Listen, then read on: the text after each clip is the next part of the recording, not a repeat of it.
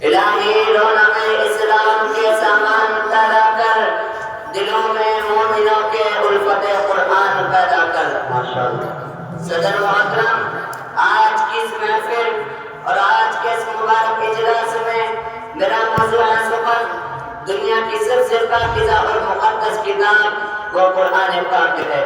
ہمیں چڑھتے سورج کی طرح یقین ہے کہ اس کا ایک ایک اور سچا اور صادق ہے۔ وہ قرآن پاک جس کی زبان مقدس اور بیان مقدس اور جو فضاحت و بلاغت کے ٹھانڈے مار کا سمندر ہے، جس کے متعلق ارشاد ربانی ہے۔ قرآن وہ کتاب ہے جس کے صادق اور برحق ہونے میں کوئی شک و شبہ نہیں، اور جس کے بارے میں محسن انسانیت حضور پاک صلی اللہ علیہ وسلم نے ارشاد فرمایا کہ تم میں سب سے بہتر وہ شخص ہے جو قرآن سیکھے اور سکھائے۔ دعا کیجئے کہ اللہ رب العالمین ہم سب کو قرآن کی دولت سے مالا فرمائے۔ آمین۔ نوجوان دوستو، قرآن پاک رب ذوالجلال کی طرف سے عطا کرتا وہ حسین تحفہ ہے کہ جس نے 23 برس کے قلیل مدت میں پورے عالم میں وہ انقلاب برپا کر دیا کہ بڑے سے بڑے فصحاء، بلغاء، ادباء اور شعراء حیران و ششدر رہ گئے، جس کی آیتوں کو سن کر پتھر دل موم ہو گئے۔ دوستو، یہی وہ قرآن ہے جس نے رسول کی رسالت کے احساس بخشا، یہی وہ قرآن ہے جس نے پشمردہ قلوب کو تازگی بخشی۔ ہاں، یہی وہ قرآن ہے جس کی برکت سے جنات و شیاطین کا آسمانوں پر جانا بند ہوا۔ یہی وہ قرآن ہے جس کی بدولت عمر فاروق رضی اللہ عنہ کو ایمان نصیب ہوا۔ یہی وہ قرآن ہے جس کی حفاظت کا وعدہ خالق کائنات نے فرمایا۔ یہی وہ قرآن ہے جس کی تلاوت میں دلوں کے واسطے فرحت و بشاشت کا سامان ہے۔ یہی وہ قرآن ہے جس نے رسول کی رسالت کا احساس بخشا۔ یہی وہ قرآن ہے جس کی برکت سے اس کے چمن میں بہار پیدا ہوئے۔ محترم حضرات، آج کے اس نازک دور میں حفظ کلام پاک کو فنون سمجھا جاتا ہے، اس کے الفاظ رٹنے کو حماقت بتلایا جاتا ہے۔ کہا جاتا ہے کہ اس کا رٹنا اور بے سمجھے پڑھنا بے سود ہے۔ افسوس سر افسوس ہمارا یہ خیال کہ اس کے بارے میں شہنشاہ فتح سرور کائنات خاتم الانبیاء سرور کائنات آپ صلی اللہ علیہ وسلم نے ارشاد فرمایا کہ اقرأ وارتقِ ورتل كما كنت ترتل في الدنيا فإن منزلك عند آخر آية تقرأها۔ الحدیث فرمایا قیامت کے دن حفظ قرآن سے کہا جائے گا کہ قرآن پڑھتا جا اور جنت کے درجوں پر چڑھتا جا اور پھیر پھیر کر پڑھ جیسے کہ تو دنیا میں پھیر پھیر کر پڑھتا تھا، اور بس تیرا مقام اور ٹھکانہ وہی ہے جہاں تو آخر آیت پر پہنچے۔ یاد رکھو، یہ قرآن دنیا کی سب سے بڑی نعمت ہے۔ یہ زمین و آسمان، چاند و سورج، ستارے کوئی اس نعمت کا مقابلہ نہیں کر سکتے۔ یہ قرآن رب کائنات کا مقدس اور عظیم کلام ہے، اور کوئی نہ کہ جبکہ اس کے اتارنے والا بھی امین، جس کے ذریعے اتارا گیا وہ بھی امین، جس ذات پر نازل ہوا وہ بھی امین، جس مہینے میں نازل ہوا وہ تمام مہینوں سے افضل، اور جس رات میں نازل ہوا وہ 1000 مہینوں سے بہتر ہے۔ اللہ رب العالمین کا مقدس اور پاکیزہ کلام تمام کلاموں سے افضل اور برتر ہے۔ حدیث پاک میں آتا ہے فضل کلام اللہ علی سائر الکلام کفضل اللہ علی خلقہ۔ اللہ رب العالمین کے کلام کو سب کلاموں پر ایسی فضیلت ہے جیسا کہ خود حق تعالی شاہ کو تمام مخلوق پر اللہ کے دلارے اور خدا کے پیارے نبی جناب محمد رسول اللہ صلی اللہ علیہ وسلم نے ارشاد فرماتے ہیں کہ جس نے قرآن پڑھا اس پر عمل کیا، اور قیامت کے دن اس کے والدین کو سورج سے بھی زیادہ روشن تاج پہنایا جائے گا۔ اور کرنے کا مقام ہے جب والدین کو اس قراءت انعام سے نوازا جائے گا تو وہ پڑھنے والے کا مقام اور مرتبہ کیا عالم ہوگا۔ حضرات، قیامت کا میدان ہوگا اور ایسے 10 آدمی جن کے لیے جہنم واجب ہو چکی ہوگی، حفظ قرآن اپنے رب کی بارگاہ میں سفارش کرے گا اور پروردگار عالم اس کی سفارش قبول کرے گا، اور حفظ قرآن کی برکت سے ان کو نجات عطا ہوگی۔ مسلمانوں، قرآن کریم وہ عظیم برکت اور سعادت ہے جو روح خدا بندے ہے، میدان حیات اور سرچشمہ زندگی ہے۔ وہ عرب کو جو پشتہ پشت سے دنیا جس کو ذلیل اور حقیر جانتی تھی، کوئی ان کو ان کی منگلوں میں کھیلنے والا سمجھتا، کوئی ان کو جہان عرب کا کتاب دیتا، کوئی ان کو جاہلی مکہ کہتا، لیکن جب قرآن آیا تو جن کا نام جہان عرب تھا صحابہ اکرام ہو گیا، جن کو نفرت سے یاد کیا جاتا تھا ان کو رضی اللہ عنہم و رضوان کا احسان ملا۔ جس زمانے کا نام جاہلیت تھا اس کا نام خیر القرون ہو گیا۔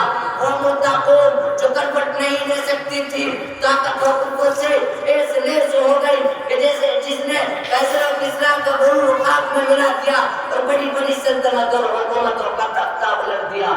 محترم دوستو، قرآن آیا تو زمان و مکان میں زندگی آئی، قرآن آیا تو عدل و مساوات کا پیغام آیا، قرآن آیا تو مذہب اسلام پھیلا، قرآن آیا تو مردہ قوم زندہ ہوئی، قرآن آیا تو باطل کے لہرا کے جھنڈے ٹوٹ پڑے، قرآن آیا تو کفر و شرک دم توڑ گیا، قرآن آیا تو ضلالت و گمراہی کی دلدل میں بھٹکتی ہوئی انسانیت کو درد و غم ملا، قرآن آیا تو دوستو سب کچھ ملا۔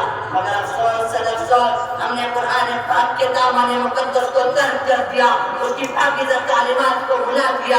نتیجہ یہ ہوا کہ وہ مسلم قوم جس کے سر پر عزت و عفت کا تاج تھا، ذلت و رسوائی کی کامنی چاولی، وہ قوم کامیابی جس کا آگے بڑھ کر استقبال کرتی تھی، ناکامی اس کا مقدر بن گئی۔ وہ مسلم قوم جس کی ایک آواز پر افریقہ کے جنگل میں رہنے والے خونخوار جانوروں نے میدان خالی کر دیا تھا، آج ایک چیٹی بھی اس کا حکم ماننے کے لیے تیار نہیں۔ وہ قوم جس نے کبھی حکومت و سلطنت کا فریضہ انجام دیا تھا، آج غلامانہ زندگی بسر کر رہی ہے۔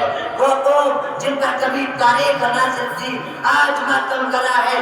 وہ قوم جس کی ماضی روشن اور تابناک تھی، حال و مستقبل اس کا تاریخ ہے۔ مسلمانوں سمجھو اور ہوشیار ہو جاؤ، وطن کا پردہ چاک کرو، قرآن پاک سے وابستہ ہو جاؤ، ورنہ یاد رکھو تاریخ ہمیں کبھی معاف نہیں کرے گی۔ حاضرین جلسہ، جانسار صحابہ اکرام رضی اللہ تعالیٰ عنہ کے کتب خانے میں قرآن پاک کے علاوہ اور کوئی کتاب نہ تھی، اس کو لے کر وہ آگے بڑھے اور کامیاب ان کے قدم چومتی چلی گئی۔ وہ قرآن ہی تھا جس کی برکت سے بدر کے میدان میں 313 مکہ کی قسمت پلٹتی تھی۔ آج ہم کروڑوں میں ہیں مگر دوسری قوم ہم پر سوار ہے، جان ہماری محفوظ نہیں، مال ہمارا محفوظ نہیں، عزت و آبرو سے ہماری کھلواڑ ہے، نہ ہماری مساجد محفوظ ہے، نہ ہمارے مدارس محفوظ ہے، ظلم و ستم کی چکی ہمارے لیے گھوم رہی ہے۔ مسلمانوں، ایک دور وہ تھا کہ مسلمانوں کا مقابلہ حامان بن قلی سے ہوتا ہے۔ اس دشمن خدا اور دشمن رسول کے پاس طاقت اور قوت ہے، 60,000 فوج کا لشکر جا رہا ہے، مسلمانوں کی فوج 10,000 ہے۔ اسلامی فوج کے کمانڈر حضرت خالد بن ولید رضی اللہ تعالیٰ عنہ ہے۔ مسلمانوں کو اس کا بھی علم نہیں کہ دشمن کے پاس کتنی فوج ہے۔ مشہور ہوتا ہے کہ حضرت خالد بن ولید رضی اللہ تعالیٰ عنہ سے کہا جاتا ہے کہ آپ 300 آدمی لے کر جاؤ اور پتہ لگاؤ کہ دشمن کی فوج کہاں ہے، اس کی تعداد کتنی ہے اور اس کے پاس زبان کیا ہے۔ حضرت خالد بن ولید رضی اللہ تعالیٰ عنہ ایمان حیرت جوش میں آئی، فرمایا کہ 300 کی ضرورت نہیں، میرے ساتھ صرف 30 آدمی کافی ہے۔ صحابہ عرض کرتے ہیں کہ آپ کی قوت ایمانی آپ کو مبارک ہو، مگر یہ دنیا دار الاسباب ہے، 30 آدمی کچھ نہیں ہوتے، کم از کم 60 آدمی لے کر جاؤ۔ چنانچہ اسلامی فوج کا یہ مختصر سا قافلہ آگے بڑھتا ہے اور چند میل کے فاصلے پر معلوم ہوتا ہے کہ وہاں دشمن کا لشکر ہے، اس کی تعداد 60,000 ہے۔ اسلامی فوج کے کمانڈر حضرت خالد بن ولید رضی اللہ تعالیٰ عنہ فرماتے ہیں کہ اگر منتظر صحابہ اکرام کو اطلاع کی ضرورت نہیں، ان سے مقابلے کے لیے ہم کافی ہے۔ سب نے ایک زبان ہو کر کے کہا کہ ہم ہیں شوق شہادت، جب شہادت سامنے ہے تو دشمن کی کثرت تعداد سے پرواہ کیا ہے۔ دوستو، اسلامی فوج کا مجاہد عالم سب بناتا ہے اور دوسری طرف 60,000 کا لشکر ہے۔ حامان بن ولید آگے بڑھتا ہے اور کہتا ہے کہ ہم تو سمجھتے تھے مسلمان قوم بڑی سمجھدار ہے، لیکن معلوم ہوتا ہے تم احمق ہو، 60,000 سے لڑنے کے لیے 60 آدمی لے کر آئے ہو، جاؤ ہم تم پر رحم کھاتے ہیں۔ اور دو دو گولیاں کھجور اور چند اشرفیات دیتے ہیں، کیوں اپنی جانوں پر ظلم کرنے آئے ہو؟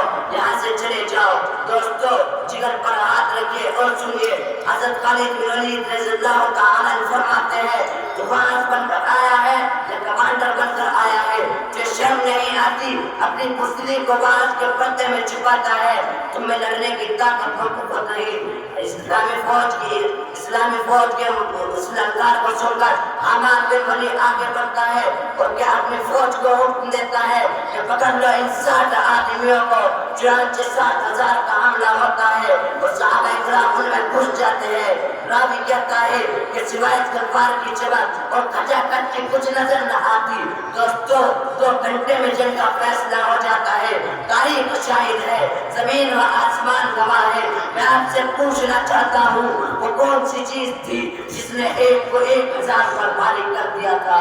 کسی نے کیا خوب کہا کہ وعدہ غلبہ ہے مومن کے لیے قرآن میں، کہ وعدہ غلبہ ہے مومن کے لیے قرآن میں، پھر جو تو غالب نہیں کچھ ہے کسر ایمان میں۔ وآخر دعوانا ماشاءاللہ زبردست۔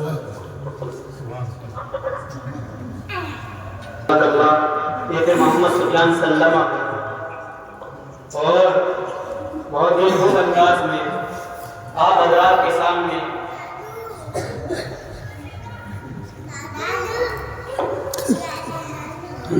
تاریخ کا کچھ حصہ اس بچے نے بیان کیا ہے۔ غور کرنے کی بات ہے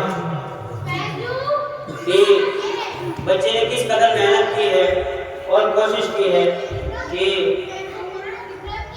اتنی بہترین انداز میں تاریخ کو بیان کیا ہے۔ دعا کیجیے کہ اللہ تبارک و تعالیٰ اس بچے کی عمر میں، عمل میں اور علم میں برکت عطا فرمائے۔ آمین۔ آئیے اب پروگرام کو آگے بڑھاتے ہوئے دعوت دیتا ہوں